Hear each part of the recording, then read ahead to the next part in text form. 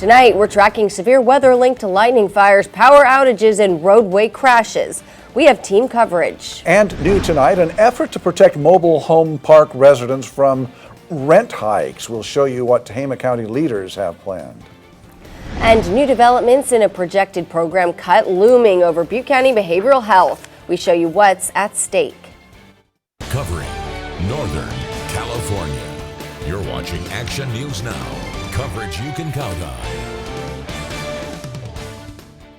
We have team coverage. Severe weather has sparked several lightning fires in our area, and we are tracking the impacts it's having across the region. Action News Now reporter Margot Rowe and Jesse Angelo have both been following the conditions and efforts to contain them in Butte and Shasta County. But we go straight to Chief Meteorologist Howie Gordon, who's tracking severe impacts, lightning, flood issues. Howie, get us up to speed.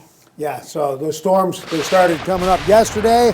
They're returning again when the sun comes back out. And now we're seeing these storms fire up in the mountains. Strong storms, severe weather storms, hail again for the second day in a row. Strong winds. We're seeing winds in Siskiyou County at 50 miles per hour with quarter-sized hail. And again, you're seeing lightning strike after lightning strike after lightning strike. A good amount of them staying in the core rain, wet area. That bodes well, or that is better, because then the rain has a chance of putting out the fires that could be set when they strike those dry locations. And then we got some issues, but we have flash flooding in the areas near Weaverville taking place until 7:45. A flash flooding alert. You want to be very careful. Turn around, don't drown. The higher elevations right now, very, very active with our rain showers. Again, we are looking at a severe thunderstorm warning in Siskiyou. Okay, it's been allowed to expire, but we're still looking at strong storms with 30 and 40 mile per hour winds, hail, and heavy rain. So we're going to talk more about these storms in a minute, because they are currently still firing away. And again, when the sun goes down, that'll take away some of their energy. But for now, we are still seeing a very active storms taking place in the mountains. All right, thanks, Howie. Well, as the storms move through Butte County, lightning sparked 7 fires this afternoon. And Action News Now reporter Margot Rowe is live at the CAL FIRE headquarters in Oroville. Margot, CAL FIRE mobilized an emergency response. Yes, Haley, they did. They were prepared for the worst, but luckily the worst didn't happen, as there were 7 fires that sparked up today. But the biggest one was here in Oroville off of Wilbur Road near Nelson Avenue, where that only spread to about 10 acres.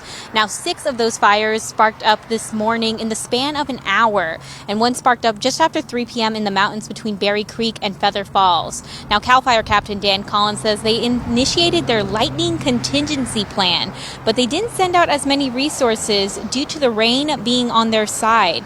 But as we start to dry out, he says CAL FIRE is prepared for anything that sparks up. Again, we're fortunate that we are getting some precipitation with this lightning. However, I do anticipate perhaps other fires popping up as the weather gets drier and as the sun starts to come up. Just based on my past experience with lightning activity, we're well aware of what could happen, and we have incredible intel assets at our North Region headquarters, as well as here locally with some of our lookout towers staffed by the U.S. Forest Service, as well as some of our Fire Watch Alert California fire cameras we have in the area. And out of those fires this morning, 3 of them broke out in southern Butte County, and the other 3 broke out on the Ridge. And as of this afternoon, I did reach out to Dan Collins again, and he explained to me that spot fire in the Berry Creek mountain range with Feather Falls is a 30 by 40 foot spot fire that one engine has responded to. There's little to no spread in it, and right now crews are up there mopping up and establishing better containment lines up there. Reporting live in Oroville, I'm Margot Rowe for Action News Now. Thank you, Margot. Collins says no matter where you live, it's important that you have an evacuation plan and a go bag ready in case of an emergency. And we're going to check in with Jesse Angelo in the next 10 minutes. The Oroville CHP responded to several crashes due to the rain. Officers say after long stretches of dry weather, rain causes oil to rise to the surface of the roads, making things slick. A reminder to slow down, give yourself extra time, increase your following distance, turn on your headlights when visibility is low, and avoid sudden stops or sharp turns. We are on fire watch, tracking the Dillon fire, still forcing evacuations in Siskiyou County. You can see there are 4 evacuation orders in place with 5 zones surrounding the area that are under evacuation. And it's also there are evacuation warnings in the Klamath National Forest. Now, the fire broke out yesterday evening and has burned through more than 1,200 acres in the area of Dillon Mountain, and still no containment. We're also tracking the Peak fire burning in Trinity County. There are no evacuations or orders right now, no orders or warnings, but it has burned through 200 acres near the Shasta Trinity National Forest. There's no reported containment for that fire as well. Fire season's here, and if you don't know your zone, we've got you covered. Just go to our website, click on the news tab, then news links to find all the evacuation maps in one place. New at 6, Reading police say a hit-and-run suspect rammed an officer's patrol car to escape being arrested today. Police say 39-year-old Daniel Ogram is wanted for leaving the scene after a trailer he was towing broke loose from his truck last Friday and struck 2 motorcycle riders, causing serious injuries.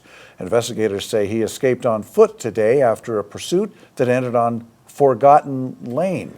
If you know where Ogram is, call Reading Police. Today, the Butte County Behavioral Health Director alerted county supervisors about potential program cuts. Director Scott Kennelly says due to Prop 1 passing, funding for some county services will soon come through the Behavioral Health Service Act, and it requires that 30% of behavioral health funding be dedicated to housing. Kennelly says that means cuts to other programs unless they can change those programs to fit specific criteria, which is not likely. About 24 or so programs will be impacted, including the wellness centers, the mobile crisis team, workforce education and training, Stonewall Alliance, the Hmong Cultural Center, African American Family and Cultural Center, and the Torres Shelter Peer Partners Program. Really narrows the types of services that we can fund under this new funding stream to really essentially eliminate early intervention and prevention programs, which are critical in our community and have been in place for 21 years. There's no new money that comes with BHSA, so when you're carving 30% of that money for programming, you're cutting programs. Nellie says behavioral health is working to keep programs going. There will be informational meetings in Chico, Paradise, and Oroville soon. We're going to keep you posted. We have new details about the mandatory evacuation from that gas leak last night in Paradise. Now, Action News Now reporter Bea Barbosa joins us live from Clark Road. And Bea, this was a pretty disruptive leak. I know that it concerned a lot of people who were impacted last night. That's right, Alan. The gas leak near the intersection of Billy and Clark Roads last night resulted in evacuation orders spanning all the way up and down both sides of Clark Road. 3 fire engines and a hazmat crew responded to the scene and immediately gave the all clear for people to come back to their homes around 10 p.m., about 2.5 hours after the gas main was hit.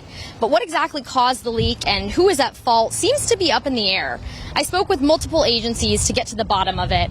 A PG&E spokesperson claims that the gas was hit by one of the contractors who was using an asphalt grinder and that the contractor was at fault.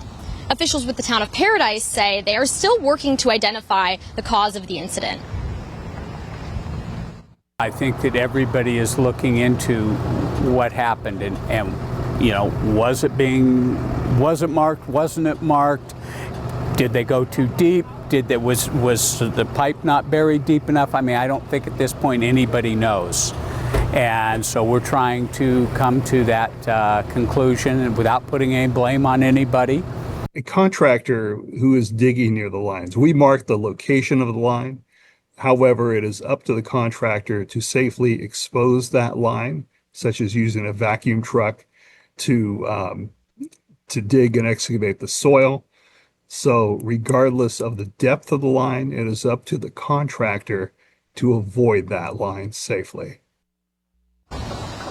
While we do not know at this time how deep the gas main was buried or how deep the contractor dug, these gas pipes are supposed to be buried between 12 to 18 inches underground. The contractor for the Clark Road Rehabilitation Project, Knife River, has not responded to my request for comment at this time.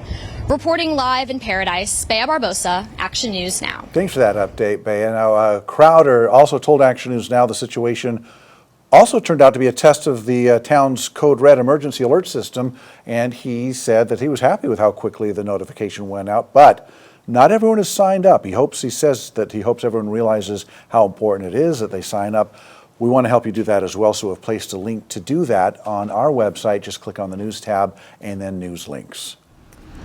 Former CAL FIRE captain Peter Mock elected to waive his right to a jury trial today. That's according to the Shasta County District Attorney's Office. The DA says Mock will have a court trial instead, where the judge makes the decision. The jury trial was supposed to start today, but in light of the change, will now begin October 7th at 9 a.m. under the judge. Mock is charged with more than 70 child sex assault-related counts related to multiple victims. New developments. Shasta County supervisors today approved changes in its lease agreements with the City of Reading to expand the Sheriff's Office Alternative Custody Program. Now, the City of Reading wants the state to confirm that the site on East Side Road that they're leasing to the county is considered surplus before they sign the agreement, along with other minor changes. Council member Matt Latow met with Supervisor Cry and Plummer last week to iron out the details. I wanted to thank City Council Member Lata for putting the press on this last week and getting this over the finish line. Under the 30-year lease, the property will be rent-free to the county. The county will pay for all infrastructure, and any improvements will be owned by the city. The annual operating budget is expected to be $3.68 million. The Reading City Council is expected to sign the agreement at its September 2nd meeting.